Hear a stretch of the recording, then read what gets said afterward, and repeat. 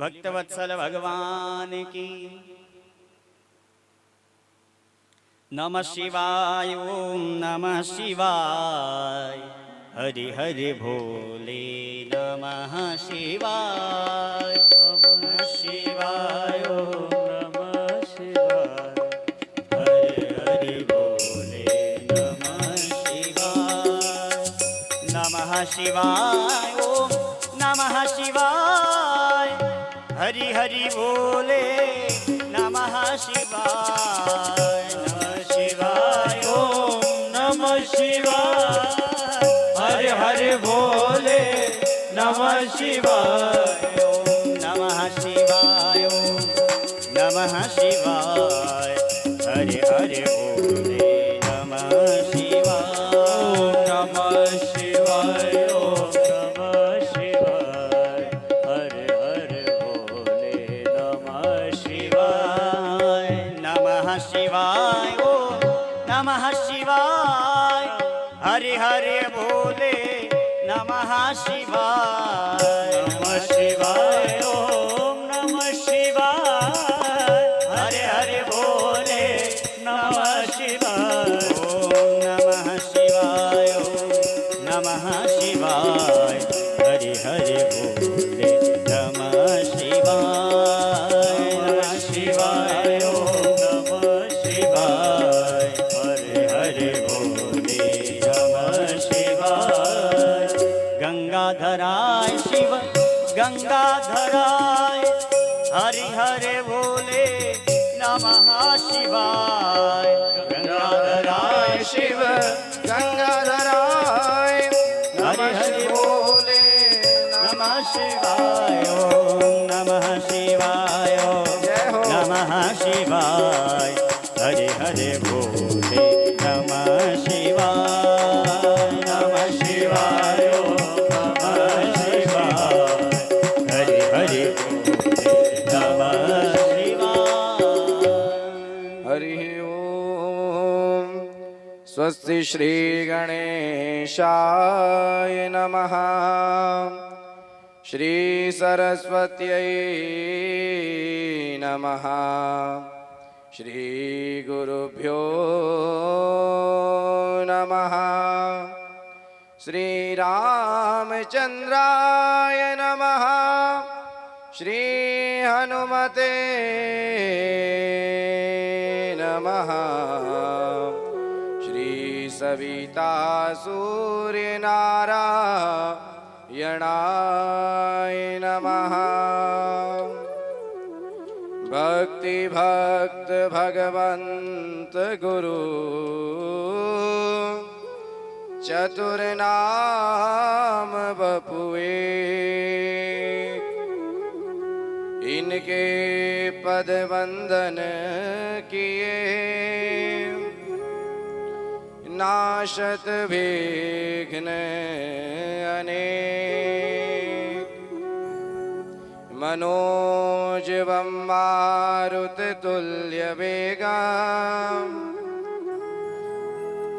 जितेन्द्रियं बुद्धिमतां वरिष्ठं। वातात्मजं वानरयूथमुख्यं श्रीरामदूतं शरणं प्रपद्ये। बोली राजा रामचंद्र भगवान की जय। हनुमान जी महाराज की जय। भक्तवत्सल भगवान की जय। शिव महापुराण की जय।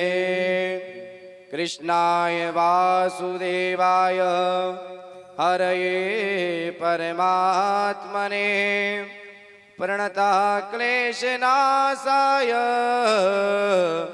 गोविंदाय नमो नमः।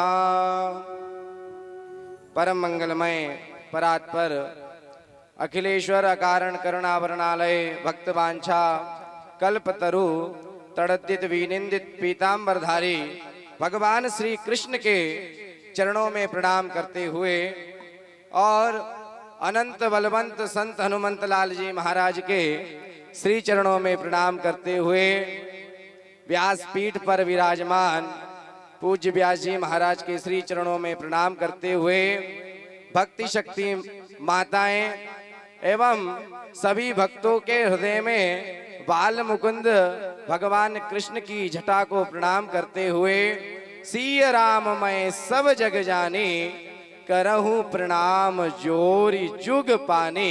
सिय राम की दृष्टि से सबको प्रणाम करते हुए आए 2 क्षण भगवत नाम का आश्रय लें और फिर कथा पे कुछ चर्चाएं करेंगे। आते जाते यही गुनगुनाया करो, राम बोला करो, राम गाया करो। आते जाते यही गुनगुनाया करो, आते जाते यही गुनगुनाया करो। ओ राम बोला करो, राम गाया करो। ओ राम बोला करो, राम गाया करो। राम बोला करो, राम गाया करो। ओ राम बोला करो, राम गाया करो। ओ राम बोला करो, राम गाया करो। राधे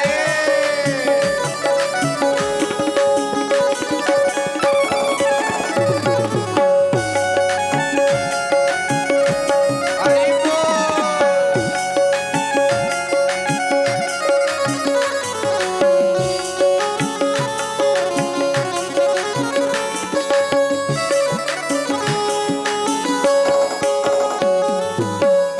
रिश्ता रखते हो जैसे तुम संसार से, रिश्ता रखते हो जैसे तुम संसार से।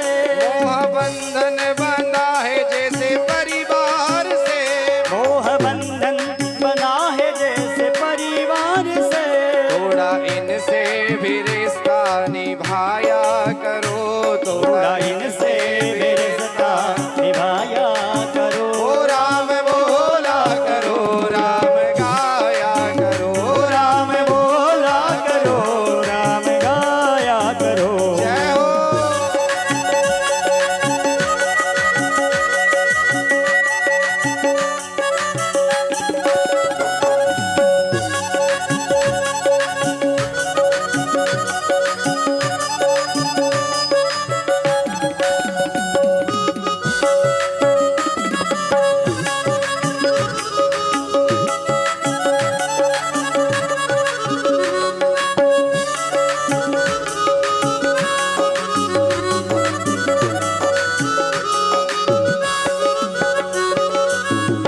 कौन कहता है कि छोड़ कर काम को, कौन कहता है कि छोड़ कर काम को।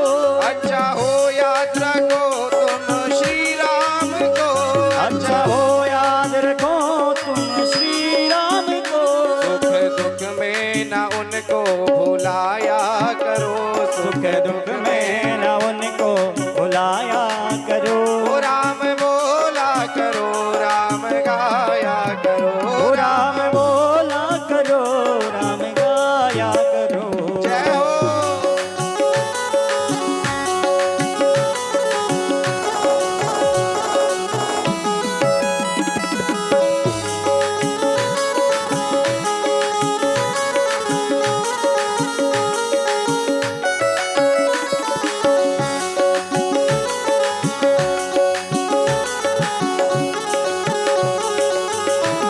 हरि बोल।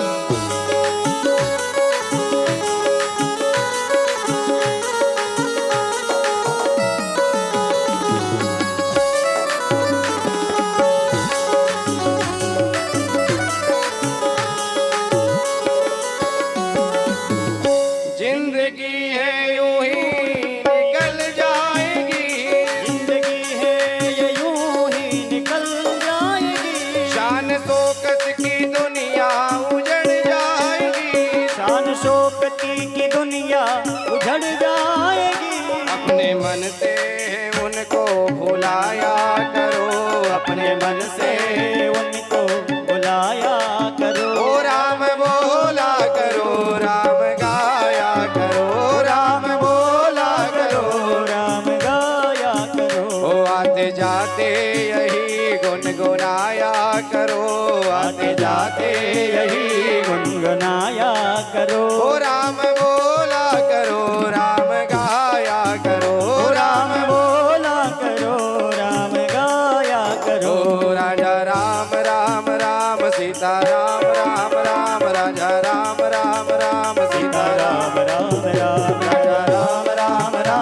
सीता राम राम राम राजा राम राम राम सीता राम राम राम सीता राम राम राम राजा राम राम राम सीता राम राम राम राजा राम राम बोली राजा रामचंद्र भगवान की जय। कृष्णाय वासुदेवाय हरये परमात्मने प्रणता क्लेशनाशाय गोविंदाय नमो नमः। बड़ा ही सौभाग्य का विषय है आप सभी का कि परम पुनीत पावन महीने में आप शिव महापुराण की यह कथा सभी श्रवण कर रहे हैं। और उससे ही बड़ा हर्ष का विषय यह है कि पूज्य गुरुदेव आपके समीप के हैं और बड़े ही अच्छे कथावाचक है साहब। कहना नहीं चाहिए लेकिन कह देता हूं, कोई सी भी कथा हो गुरुदेव का कहना है कि बस 1 महीने पहले बता दो साहब कि मुझे ये कथा करवानी है, और 1 महीने में अपनी तैयारी पूरी कर लेता हूं और 1 महीने के पश्चात में वह कथा श्लोकबद्ध आपके सामने प्रस्तुत कर देता हूं। क्योंकि ज्ञानी नामाग्रगण्यम, यह ज्ञानियों में भी ज्ञानवान हैं। 24 घंटे सतत कथा श्रवण भी करते हैं, क्योंकि अच्छा वक्ता तभी बन पाता है व्यक्ति जब अच्छा श्रोता बने, क्योंकि जब अच्छा श्रोता बनेगा तभी तो अच्छा वक्ता बन पाएगा व्यक्ति। तो ऐसे गुरुदेव आपके गांव के समीप में हैं। वह गांव भी धन्य है जहां इनका जन्म हुआ, और वह यह गांव भी धन्य है जो कथा गुरुदेव के मुखारविंद से सुन रहा है। क्योंकि कलाई की शोभा कंगन से और कंगन की शोभा कलाई से, और इन दोनों के मिलने से हाथों की शोभा बढ़ जाती है। तारों की शोभा चंद्रमा से और चंद्रमा की शोभा तारों से, और इन दोनों के मिलने से सौर मंडल की शोभा बढ़ जाती है। उसी प्रकार जल की शोभा कमल से और कमल की शोभा जल से, और इन दोनों के मिलने से जलाशय की शोभा बढ़ जाती है। उसी प्रकार आपकी शोभा गुरुदेव से और गुरुदेव की शोभा आपसे, और इन दोनों के मिलने से ये शिव महापुराण कंचनपुरी की शोभा बढ़ जाती है, कंचनपुरी की शोभा बढ़ जाती है।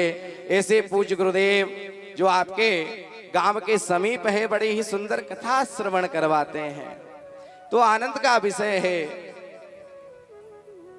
क्योंकि भगवान बड़े दयालु है, बड़े कृपालु है, बड़े करुणा निधान है। न जाने कौन से गुण पर दया निधि रीझ जाते हैं, और ना जाने कौन से अवगुण पर दया निधि खींच जाते हैं। भगवान तो बस गुण देखते हैं, ये गुण इस भक्त के हृदय में है, यह गुण इस भक्त में है। बस गुण पे ही भगवान भक्त को मिल जाते हैं। एक ही बाण प्राण हर लीना, उभय जानि प्रभु निज पद दीना। रामचरितमानस क्या कह रही है साहब। सुग्रीव से भगवान श्री राम की मित्रता हुई। सुग्रीव ने सब कुछ बताया बाली के बारे में, और श्री राम ने बाली को वाण मार दिया, धड़ाम से नीचे गिर गया, और हाथ जोड़कर राम से कहने लगा, प्रभु मेरी क्या गलती थी, मेरा क्या दोष था, जो आपने सुग्रीव को तो मित्रता प्रदान की, सुग्रीव को तो गले से लगाया और मुझे बैर भाव से, शत्रु भाव से मार दिया। मेरी तो इस दुनिया में गति हो ही नहीं सकती, यह गति होगी नहीं मेरी तो। तब प्रभु श्री राम ने कहा कि एक ही बाण प्राण हर लीना, उभई जानि प्रभु निज पद दीना। बोले कि बाली, मेरे भक्त को तो मैं कभी वैकुंठ में पहुंचा देता हूं, कभी स्वर्ग में पहुंचा देता हूं, लेकिन तूने मुझे बैर भाव से भजा, इसलिए मैं मेरे पद, उभय जानि प्रभु निज पद दीना, स्वयं के पद यानी स्वयं के चरणों में बाली को रख लिया। तो ऐसे दया निधान, करुणा निधान प्रभु श्री राम की, शिव की, कृष्ण की आप सभी कथा श्रवण कर रहे हैं। आपने रामचरितमानस कई बार सुना होगा साहब, कई बार सुना आपने, और गांव में तो श्रावण में, भादु में कई बार पाठ होता है। तो उसका मूल तत्व क्या है? उसका मूल तत्व यही है कि जब राम और रावण का युद्ध हुआ, उस युद्ध में राम की तो विजय हुई, रावण परास्त हो गया।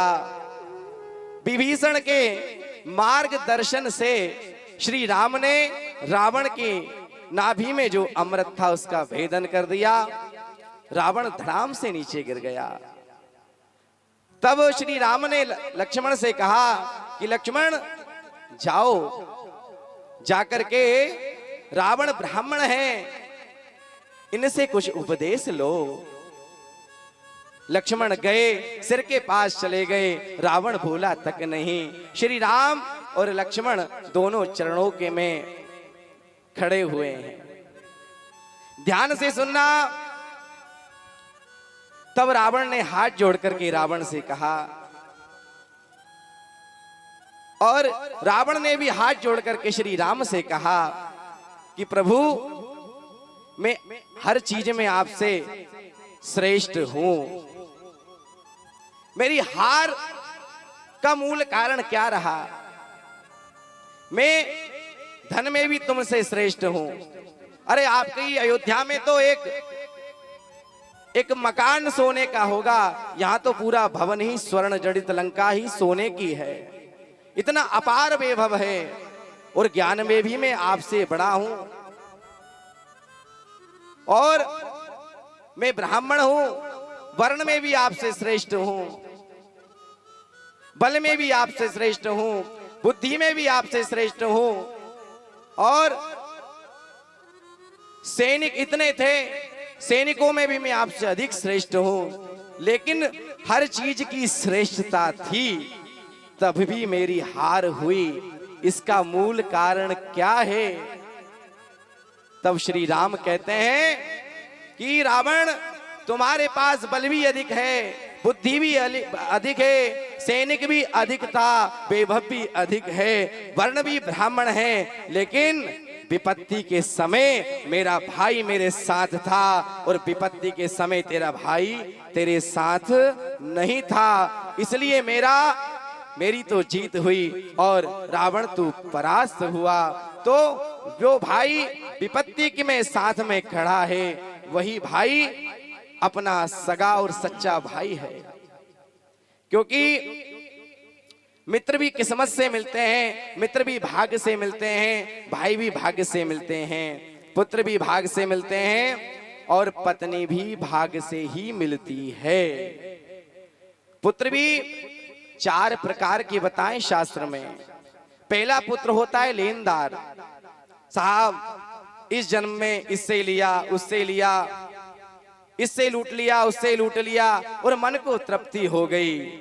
प्यारे, इस जन्म में तो कुछ नहीं, जब आपका अगला जन्म होगा, वही लेनदार व्यक्ति अपने इस जन्म में पुत्र बन करके आएगा, और वह पुत्र जन्म भी लेगा, और पढ़ेगा भी, लिखेगा भी, विवाह संस्कार भी होगा, लेकिन अल्प आयु में ही उसकी मृत्यु हो जाएगी।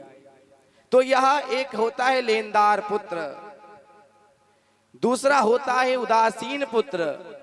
उदासीन का अर्थ है वो माता पिता को ना कभी सुख देता है ना कभी दुख देता है, बस केवल पुत्र कहने का पुत्र होता है, माता पिता से मतलब नहीं रखता।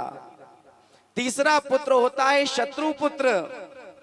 शत्रु पुत्र का अर्थ होता है कि पूर्व जन्म में अपना शत्रु बन गया और इस जन्म में वही शत्रुता निभाने के लिए अपना पुत्र बन करके आया और जीवन पर्यंत अपन को कष्ट दिया और वह भी अल्प आयु में मर गया, तो वह है शत्रु पुत्र।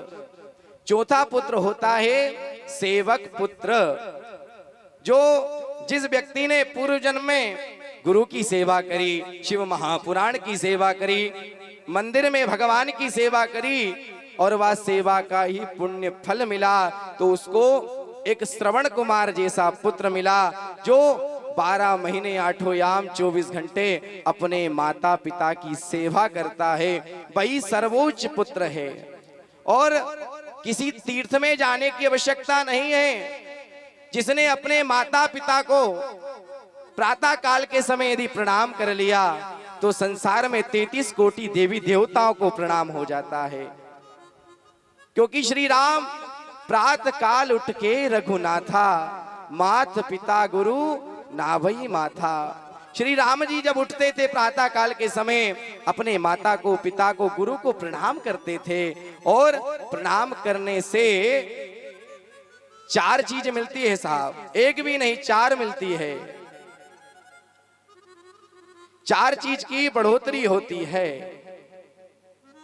वह 4 चीज क्या है? बुद्धि है, बल है और धन है और विद्या है। ये 4 चीज व्यक्ति को प्रदान हो जाती है प्रणाम करने मात्र से। और माता पिता को क्या कहा गया है? माता पिता साक्षात देवता है, देवी हैं, क्योंकि सर्व तीर्थमयी माता। माता के चरणों में गंगा, यमुना, सरस्वती, गोदावरी, क्षिप्रा, हरिद्वार, प्रयागराज, काशी, उज्जैनी, जितने इस भारतवर्ष में तीर्थ हैं, सर्व तीर्थमयी माता, वह माता के चरणों में निवास करते हैं। और सुबह सुबह उठ करके यदि माता को प्रणाम कर लो तो मान जाना कि संसार में जितने तीर्थ हैं सब तीर्थ का हमने प्रणाम कर लिया, सब तीर्थों में हमने स्नान कर लिया, सब तीर्थों का हमने दर्शन कर लिया। ये माता के चरणों की महत्वता है।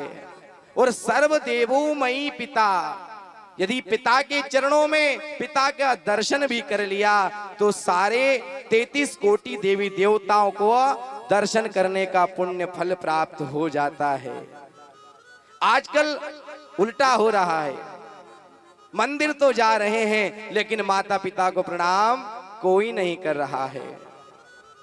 बड़े बड़े मंदिर में जाएंगे, तीर्थ में जाएंगे, वृंदावन में कथा कराएंगे, काशी में जाएंगे, अयोध्या में जाएंगे, सब जगह जाएंगे लेकिन अपने माता पिता को प्रणाम नहीं करेंगे, पानी तक का नहीं पूछेंगे, भोजन तक का नहीं पूछेंगे। प्यारे सज्जनों, तुम लाखों तीर्थ कर लो, लाखों कथाएं कर लो, लाखों शिव महापुराण सुन लो, लेकिन जब तक आपके घर में अपने माता पिता सुखी नहीं है, प्रसन्न नहीं है, वह सब व्यर्थ है, उसका करने से कोई पुण्य प्राप्त नहीं होता है। इसलिए आप प्रातः काल के समय अपने माता पिता को प्रणाम अवश्य किया करें। माता पिता की महत्वता बहुत आनंदित विषय है। और पत्नी भी भाग्य से मिलती है साहब, क्या बात है। पत्नी का नाम सुन करके सब गदगद हो गए, प्रसन्न हो गए। पत्नी भी पूर्व जन्म के अच्छे कर्म से ही अच्छी पत्नी मिलती है। यदि पूर्व जन्म में आपका अच्छा कर्म नहीं है तो पत्नी भी आपको धुंधली जैसी मिलेगी, 24 घंटा गाली बकने वाली मिलेगी। ये सब कर्म से है, क्योंकि भागवत जी में कहा है कर्मणा जायते जंतो कर्मणैव विलीयते सुखम दुखम भयम चैव कर्मणैवाभिपद्यते। और बाबा तुलसीदास क्या कह रहे हैं? कर्म प्रधान विश्व रचि राखा, कर्म प्रधान विश्व रचि चिराका जो जस करहि तासु फल चाका, जो जस करहि सो तासु फल चाका। कर्म अच्छा करना चाहिए व्यक्ति को, माता पिता की सेवा भी करना चाहिए। भगवान कृष्ण ने अपने पिता आनंद बाबा से कहा कि बाबा, जो जैसा कर्म करता है उसको वैसे फल की प्राप्ति होती है। ये सत्य है या असत्य है? भगवान कृष्ण ने कहा ये सत्य है, 101% सत्य है कि जो व्यक्ति खेती में जैसा बीज बोता है उसको परमात्मा वैसा ही अन्न दे देता है, वैसा ही पौधा दे देता है। ये सत्य है। पत्नी भी अपने कर्म से मिलती है। एक राजा जी थे, वह राजा महाराजा थे, उनका एक पुत्र था और उसका विवाह संस्कार हुआ। जैसे ही विवाह संस्कार हुआ पत्नी घर पर आई, और जैसे ही पत्नी घर पर आई हंसी खुशी से ब्याह रचाया, पहन केसरिया जामा और दुल्हन लेके घर में आया। खत्म हुआ ये ड्रामा। राजकुमार का सारा ड्रामा खत्म हो गया। पत्नी घर पर आ गई, सुशील सुंदर सगुण और सुंदर पत्नी उनको मिली। वह पत्नी भी ऐसी 24 घंटे अपने पति की सेवा करती थी साहब, 24 घंटे सेवा करती थी। आप करो मत करो मुझे नहीं पता, लेकिन वो तो सती अनुसुईया जैसी थी, 24 घंटे आठों याम अपने पति की सतत सेवा करती थी। और एक दिन राजकुमार जी थे, वह एक बढ़िया सुंदर सी क्षत्रिय राजपूत, घर में तो तलवार होनी ही आवश्यक है, बंदूक होते ही है। तो एक सुंदर सी तलवार लेकर के आए और मणि माणिक से सुशोभित उसकी जो म्यान थी वह ला करके रख दी। रात्रि का समय हुआ, राजकुमारी की निद्रा खुली। जैसे ही खुली तो उसने देखा कि आज राजकुमार इतनी सुंदर सुशील हीरे मणि माणिक से सुंदर सुशोभित इतनी अच्छी सुंदर तलवार लेकर के आए। मन में विचार आया क्यों ना इस तलवार को खोल लिया जाए। राजकुमारी उस सैया के ऊपर चढ़ी, चढ़ करके म्यान को तलवार को निकाल लिया और मन किया कि इस तलवार की म्यान इतनी सुंदर है तो तलवार कितनी सुंदर होगी, खोलकर देखना चाहिए। और महाराज उस राजकुमारी ने म्यान से तलवार निकाली और तलवार की चमचमाहट से राजकुमारी के नेत्र बंद हो गए और वह तलवार हाथ से गिर गई। राजकुमार सो रहा था, उसके गले में लग गई वह तलवार और राजकुमार तुरंत वहीं मृत्यु को प्राप्त हो गए। राजकुमारी मन में सोचने लगी, विचार करने लगी कि मेरी शादी को अभी 1 वर्ष भी नहीं हुआ है, और यदि महाराज जी को पता चलेगा, महाराज को पता चलेगा तो वह प्रातः काल के समय मुझे मृत्यु दंड दे देंगे। कुछ ऐसा उपाय करें जिससे यह दोष मेरे ऊपर नहीं आए, यह दोष दूसरे के ऊपर दोष आ जाए। तब मन में विचार किया और सोचा कि सुबह सुबह इतनी शीघ्रता से अपने राज्य में कौन आता है।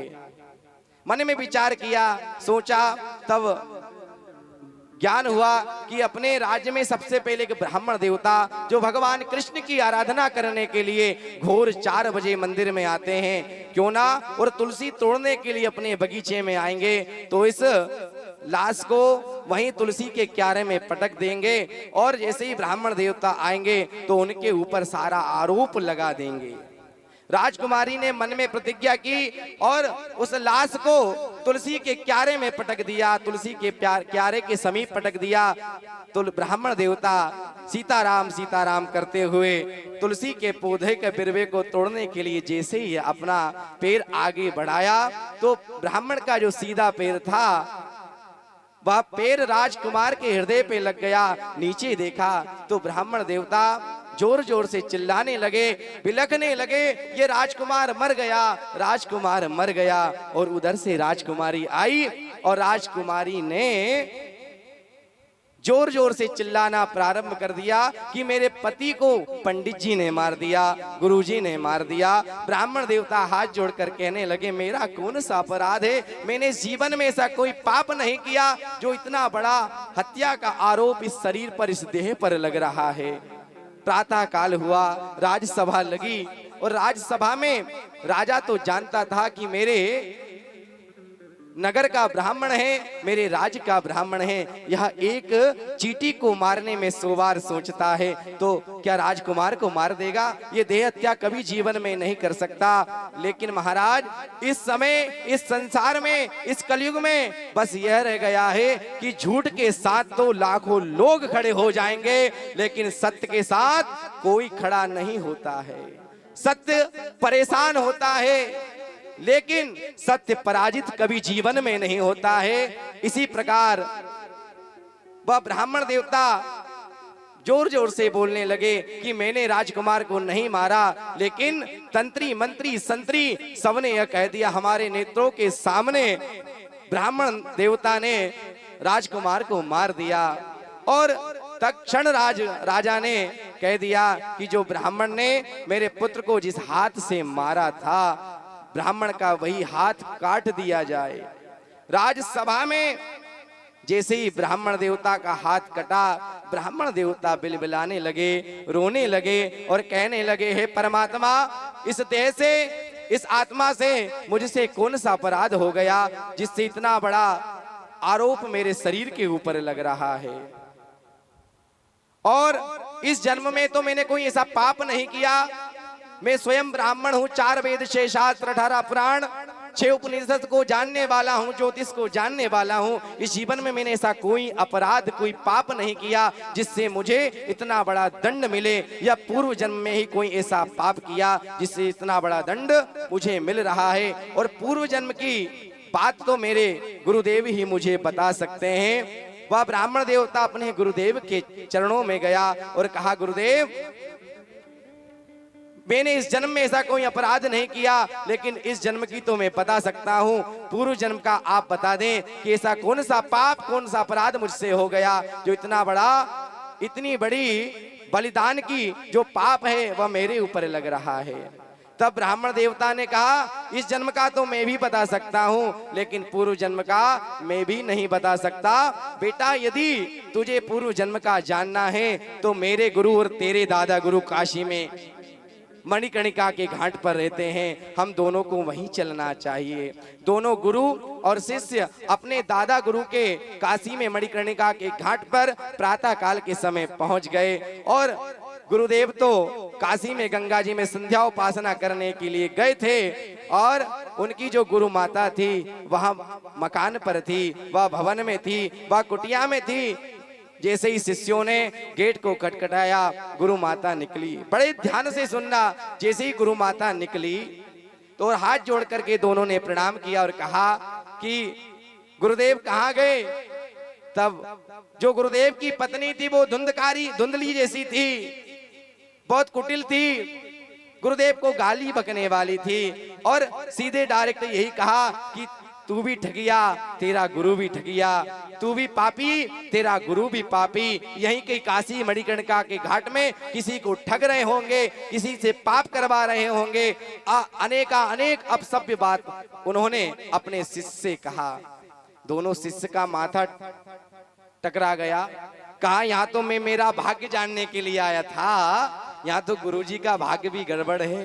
गुरुजी ने ऐसा कौन सा पाप किया जिससे इनको ऐसी अबला पत्नी मिली जो 24 घंटे गुरुजी को गाली बक रही है, अपसभ्यता से बात कर रही है, अभद्रता से बात कर रही है। कुछ ना कुछ पाप तो गुरुजी ने भी किया। अपना दुख तो भूल गए और गुरुजी का दुख उनको याद आने लगा। जैसे ही काशी में मणिकर्णिका के घाट पे गंगा जी में गुरुदेव ने संध्या उपासना की, चरणों में लेट गए। कहा, गुरुदेव, आप हमें ये बताइए कि आपने पूर्व जन्म में कौन सा पाप किया जिससे आपको ऐसी अबला पत्नी मिली जो 24 घंटे आपको गाली बकती है, आपको अपसभ्यता से बातें करती है, अभद्रता से बातें करती है।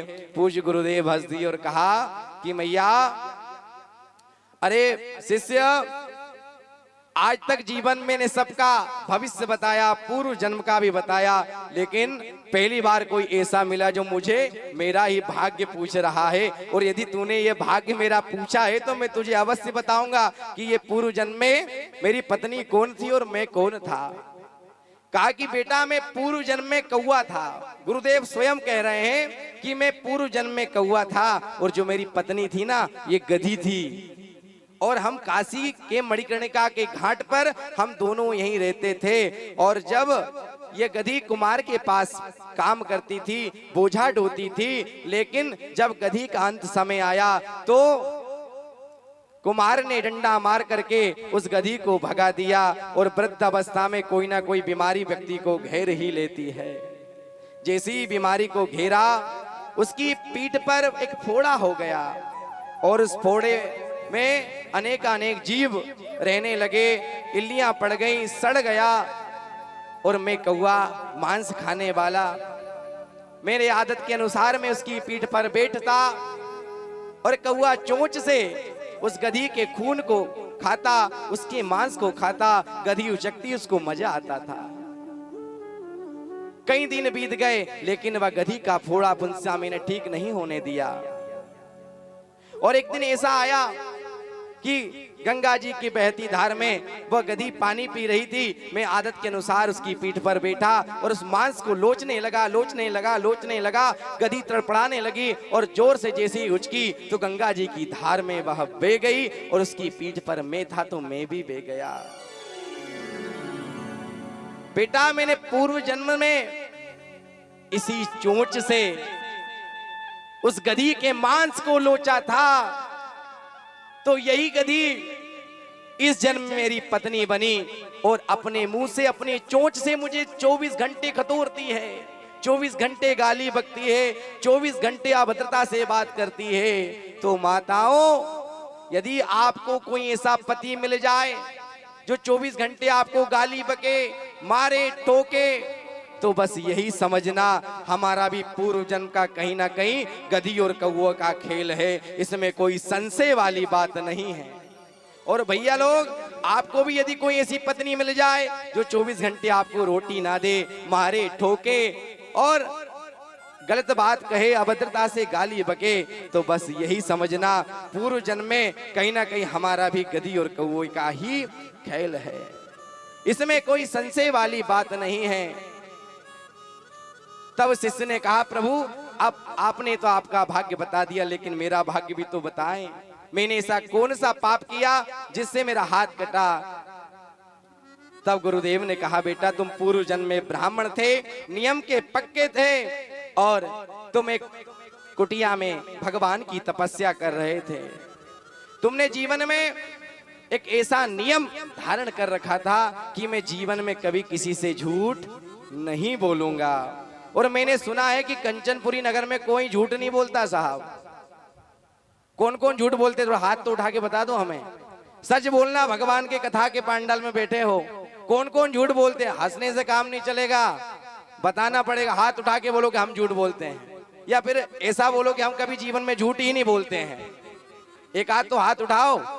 हा, सबने हाथ उठा लिए। क्या बात है, क्या बात है। दाल में कुछ काला है या फिर दाल ही काली है, दोनों में से कुछ ना कुछ तो है। तो उन्होंने एक नियम धारण किया था कि मैं जीवन में कभी झूठ नहीं बोलूंगा, कभी किसी से असभ्यता से बात नहीं करूंगा। और वहीं पर एक पास में कत्लखाना था जहां गाय कट रही थी और एक कसाई गाय को काट रहा था। वह गाय दौड़ती भागती हुई संत की उस ब्राह्मण की कुटिया में छिप गई और कसाई आया कि भैया मैं कसाई हूँ, एक गाय यहाँ पे आई है, मुझे काटना है, यदि तुम्हें पता है वो गाय कहाँ है। तो उस ब्राह्मण ने बिना सोचे समझे अपने हाथ से कहा कि वह गाय है, जाकर के पकड़ लो। तो उस ब्राह्मण को ब्रह्म हत्या का श्राप लग गया, इसलिए उन्हें उनका यह हाथ कट गया।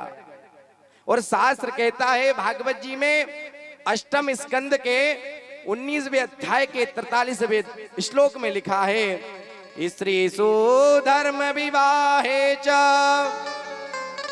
वृद्ध्यर्थे प्राण संकटे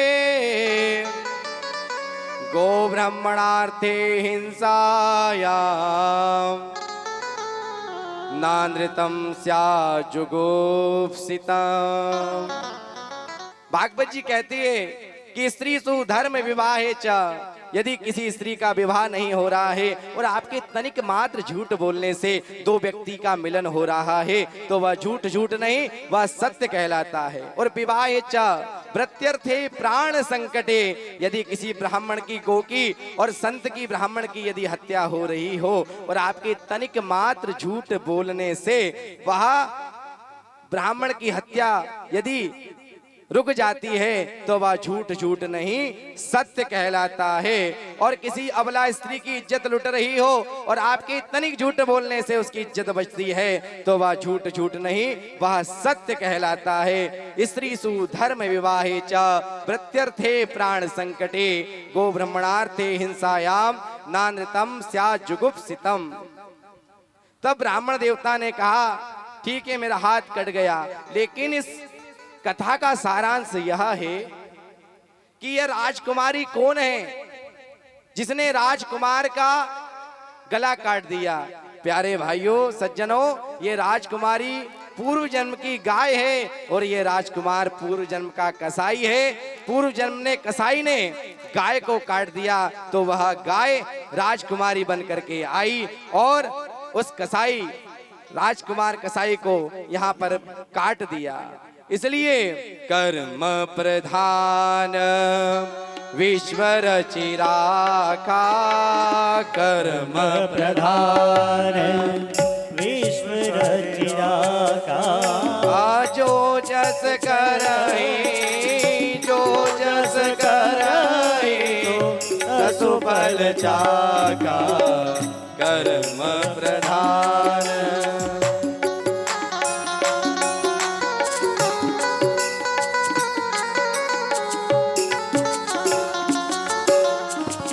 कर से कर जय हो करहूं विधिना, कर से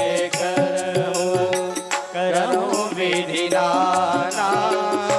मन राखहूं जहाँ मन राखहूं यहाँ, कृपा निधाना कर्म प्रधान विश्व रचिराका, जो जसु करहि सुता सुफल चाका।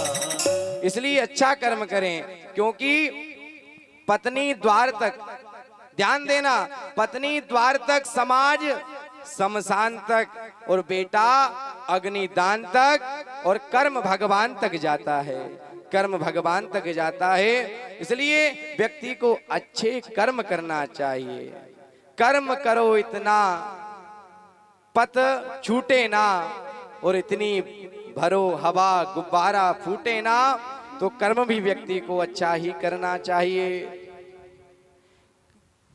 क्योंकि जब श्री महाभारत में का भी यह प्रसंग है और भागवत जी का भी यह प्रसंग है, दुर्योधन और पांडव दोनों सगे भाई भाई थे, लेकिन शत्रुता दोनों ने कर ली। दुर्योधन ने पांडवों से शत्रुता कर ली। पांडव तो निर्मल थे, भगवान कृष्ण के दास थे और भगवान कृष्ण ने प्रतिज्ञा कर ली साहब कि एक तरफ तो मेरी अक्षौणी सेना रहेगी और दूसरी तरफ श्री कृष्ण रहेगा और बिना अस्त्र शस्त्र के यह कृष्ण रहेगा। तब शकुनी मामा ने दुर्योधन से कहा, दुर्योधन कल कुछ मांगने की बात है, जाकर के कुछ मांग लो।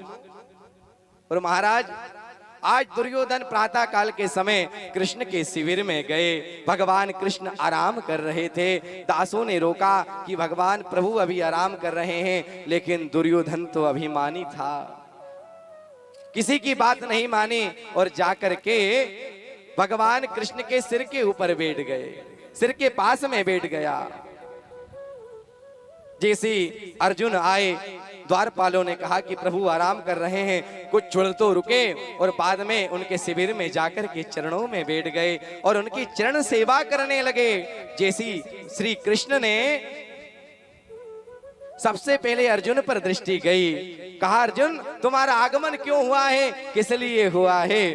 तब अर्जुन ने उधर से दुर्योधन बोले भैया मैं भी बेटा हूँ, हम भी बेटे हैं। तब भगवान श्री कृष्ण ने कहा मेरी दृष्टि में तो पहले अर्जुन आया है और बाद में दुर्योधन आया है। दुर्योधन ने कहा नहीं नहीं कृष्ण, पहले मैं आया हूँ बाद में अर्जुन आया है। तब भगवान कृष्ण ने कहा मेरे नेत्र में तो सबसे पहले अर्जुन की दृष्टि गई, क्योंकि अर्जुन चरणों में बैठा था, इसलिए चरणों में जो व्यक्ति बैठता है उसको भगवान पहले देख लेते हैं। इसलिए तो कहा है कि भैया जब भागवत जी हो तो सन्मुख बैठना चाहिए, क्योंकि भगवान ना जाने व्यास जी के हृदय में कब प्रवेश कर जाए और वह बांके बिहारी कब आपको देख ले, इसमें कोई संशय की बात नहीं है। इसलिए शास्त्र में मर्यादा दी है कि व्यासपीठ के समीप, व्यासपीठ के बराबरी पे नहीं बैठना चाहिए, व्यासपीठ के सन्मुख बैठना चाहिए। तब दुर्योधन ने कहा कि भैया पहले मैं आया हूं, मुझे मांगना है। तब कृष्ण ने कहा कि चल दुर्योधन आप मांग लो भैया। तब दुर्योधन ने कहा कि प्रभु मुझे यदि आप देना चाहते हो तो आपकी अक्षौणी सेना दे दो, जिससे मैं इन पांडवों को परास्त कर दूं। आपका मैं क्या करूंगा? आपने तो एक प्रतिज्ञा ली है कि मैं अस्त्र शस्त्र भी धारण नहीं करूंगा युद्ध में। और दुर्योधन मांग करके चले गए साहब। और जब कृष्ण की मांगने की बारी आई, अर्जुन की मांगने की बारी आई, तो अर्जुन ने हाथ जोड़ करके कहा कि प्रभु यदि तुम मुझे देना चाहते हो तो आप स्वयं मेरे साथ रहो, मेरे सारथी बन करके रहो। और तब श्री कृष्ण ने कहा कि अर्जुन मेरा तुम क्या करोगे? ना मेरे पास सेना है, ना बल है, ना मैं अस्त्र शस्त्र युद्ध में उठाऊंगा। तब अर्जुन ने कहा प्रभु आप मेरे इष्ट हो, और यदि इष्ट और मित्र यदि साथ में रहे तो आनंद हो जाता है, क्योंकि मित्रता भी बहुत आनंद का विषय है। इस संसार को महका दे उसको इत्र कहते हैं, और जीवन में रंग भर दे उसको मित्र कहते हैं। ऐसे मित्र स्वयं कृष्ण और अर्जुन की मित्रता देखिए। तो अर्जुन ने मांग लिया। उधर मामा शकुनी को पता चला कि दुर्योधन कुछ मांग करके आया। किसी भक्त ने कहा दुर्योधन से, अर्जुन से कहा कि भैया, अर्जुन से कहा किसी भक्त ने कि तुमने गलत निर्णय ले लिया है, कि दास हो सकता है उदास, और कि दास हो सकता है उदास। माखन दुर्योधन ले गया, केवल बची है चार। अरे हार पक्की है तेरी। किसने? एक भक्त ने अर्जुन से कहा कि हार पक्की है तेरी और दास होगा उदास।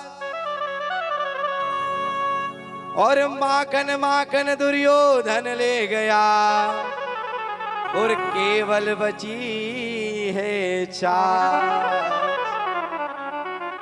तब अर्जुन ने कहा कि जीत निश्चित है मेरी, दास हो नहीं सकता उदास। उस माखन का मैं क्या करूं जब माखन चोर है मेरे साथ। अरे भैया, उस माखन का, उस अक्षौणी सेने का मैं क्या करूं? मेरा कान्हा तो एक क्षण में उस मटकी सहित माखन को उठा लाएगा। एक क्षण में उनके नेत्र मिलन होने से वह अक्षौणी सेना समाप्त हो जाएगी। तो इतना प्रेम था यहाँ। और जब श्री कृष्ण दूसरी बार में हस्तिनापुर गए और जाकर के महाराज दुर्योधन को खूब समझाया और कहा कि दुर्योधन तू युद्ध मत कर, तूने युद्ध को देखा नहीं है। युद्ध में कई माताएं विधवा हो जाएंगी, कई पुत्रों के हाथ से, पुत्रों के सिर पे से पिता का हाथ चला जाएगा, कई माँ बाप के पुत्र चले जाएंगे, तू ऐसा मत कर। तब दुर्योधन नहीं माना और कहा बिना युद्धेन केशवा, हे केशव, मैं बिना युद्ध के तो एक क्षण, एक तिल के समान, एक सुई की नोक के समान भूमि नहीं दे सकता। तब दुर्योधन ने कहा कि प्रभु आप जिस मिलन के लिए यहाँ पे आए थे उस वह मिलन तो मैं नहीं करवा सकता, मैं बिना युद्ध के कुछ नहीं दे सकता, लेकिन एक बात आपसे अवश्य कहूंगा कि मेरी माता गांधारी ने आपके लिए 56 भोग की व्यवस्था करवाई है, आप भोग पाकर ही जाना। और तब भगवान श्री कृष्ण ने ये कहा कि दुर्योधन, जब मैं हस्तिनापुर आया था उसके पहले विदुर जी मेरे राज्य में आकर के एक पत्र लेकर के दे गए थे कि जब भी आप हस्तिनापुर में आओ तो मेरे घर का निमंत्रण, मेरे घर का भोग को स्वीकार करना।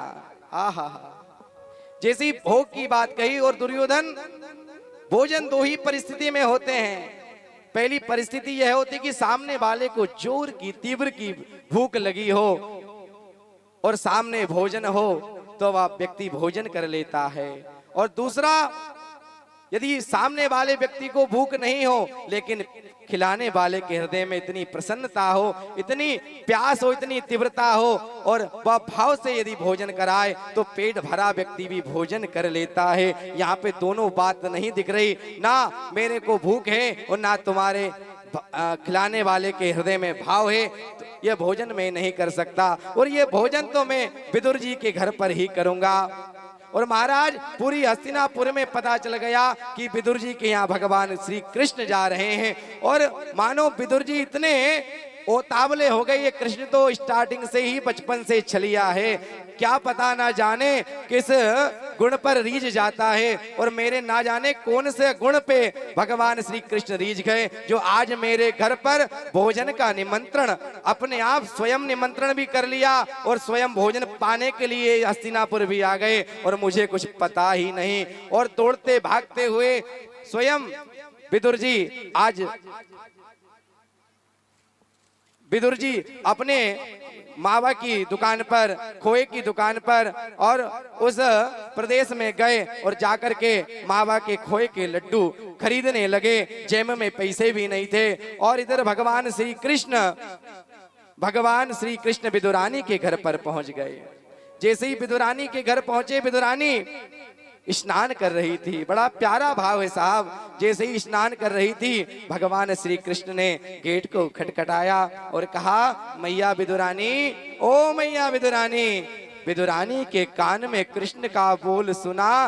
विदुरानी हंसती हुई, बिलकती हुई, प्रफुल्लित होती हुई, इनको भान भी नहीं रहा कि मेरे शरीर पर कोई वस्त्र है और शरीर पे कोई वस्त्र भी नहीं था। भागती हुई, दौड़ती हुई श्री कृष्ण के स्वागत के लिए द्वार पर चली गई। गेट को खोला।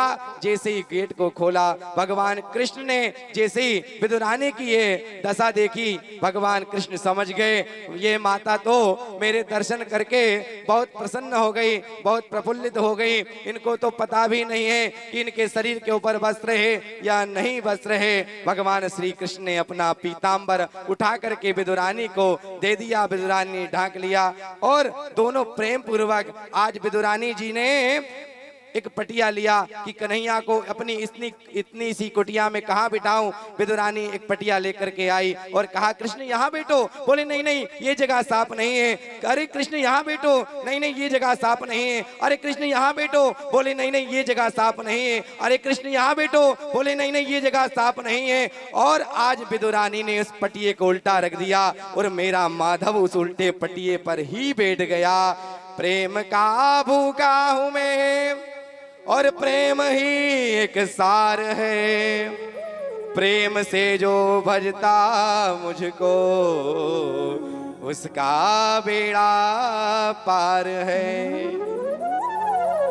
तब विदुरानी से भगवान कृष्ण ने कहा कि मैया, तुमने उल्टे पटिये पे बिठा दिया, कोई बात नहीं, लेकिन मेरे पेट में बहुत जोर से भूख लग रही है, बहुत इच्छुदा बहुत जोर से लग रही है, कुछ खिला दिया जाए। तब विदुरानी ने अपने घर में देखा, भोजनशाला में देखा, कुछ नहीं मिला। तब भागती हुई एक टोकरी को लेकर के आई और आकर के वह वन में जाने लगी। और वन में जैसे ही गई तो कदली के कुछ फल थे, फल को तोड़ करके और कृष्ण भगवान के सामने आ गई। और आज भगवान कृष्ण विदुरानी के हाथ से इतने प्रेम से भोजन कर रहे हैं। आनंद के साथ भगवान कृष्ण कह रहे हैं, मैया बहुत जोर से भूख लग रही है, मुझे भोजन पाना है, मुझे भोजन पाना है। और आज विदुरानी जी पता है केले को छिलके को निकाल रही है, गिरी गिरी तो जमीन पर फेंक रही है, और जो छिलका है उस छिलके को भगवान कृष्ण को दे रही है। और कृष्ण भगवान भी इतने मदमस्त हैं अपने भक्त के भाव में कि केले के छिलके ही खा रहे हैं। 8-10 छिलके खा लिए और मानो इतने भाव में डूब गए हैं। और भगवान कृष्ण के उधर में पूरा ब्रह्मांड है, और उस ब्रह्मांड को प्रत्येक जीव जंतु उद्गज मनुष्य देवता सब तक माँ भगवती विदुरानी के प्रेम भरे छिलके पूरे ब्रह्मांड को भगवान ने भोग लगा दिया। और जब विदुरानी जी को होश आया, उधर विदुर जी आ गए और गेट को खटखटाया। विदुरानी ने गेट को खोला, और जैसे ही विदुर जी ने भगवान कृष्ण को देखा कि गिरी गिरी तो जमीन पर पड़े हैं, और गिरी गिरी तो जमीन पर पड़े हैं और छिलके भगवान प्रेम से पा रहे हैं। और विदुरानी को चिल्लाते हुए विदुर जी कहे, अरे तू बावली हो गई है, अरे तू पागल हो गई है। भगवान जीवन में पहली बार तो अपने घर पर आए, अपने आंगन में आए, और आंगन में आते हुए जब तूने भोजन कराया तो छिलके का भोजन कराया, गिरी गिरी को फेंक दिया। विदुरानी होश में आई, कृष्ण मुझे माफ कर दो, मुझे क्षमा कर दो। कभी तुम किसी से यह मत कहना कि जीवन में मैं पहली बार विदुरानी के घर पर गया था और विदुरानी ने मुझे छिलके खिलाए। तुमने तो कन्हैया यशोदा मैया का माखन खाया है और 56 प्रकार का भोग भी तुमने ग्रहण किया है। मैं कैसी अभागी हूँ, कितनी पापन हूँ, कितनी दुष्टात्मा हूँ कि तुम जीवन में पहली बार मेरे घर पर आए तो मैंने आपको छिलका खिला दिया, गिरी गिरी को फेंक दिया। तब भगवान कृष्ण ने कहा कि मैया मैं तो तेरे भाव से जो तूने खिलाया है उस भाव से मैं उस छिलकों को ही गिरी समझ करके पा रहा था। साक्षात मुझे स्वयं को भी ये नहीं पता था कि मैं गिरी खा रहा हूँ कि छिलके खा रहा हूँ। तब विदुर जी ने हाथ जोड़ करके कहा कि है कृष्ण, है प्रभु, आपने छिलके तो खा लिए लेकिन मैं बाजार से आपके लिए खोए के लड्डू लेकर के आया हूँ, इसका भी भोग लगाइए। तब भगवान कृष्ण ने और खोए के लड्डू खाए। और तब विदुर जी से कहा, विदुर जी एक बात मैं सत्य सत्य कहूँ कि मैंने जीवन में कई प्रकार का भोग अर्पण किया लेकिन मुझे 2 ही प्रकार का भोग अच्छा लगा। एक तो जब मैं त्रेता युग में श्री राम बना तो वहां पे त्रेता युग में जब श्री राम बना तो सबरी कर रही रास्ता साफ, राम मेरे घर आना।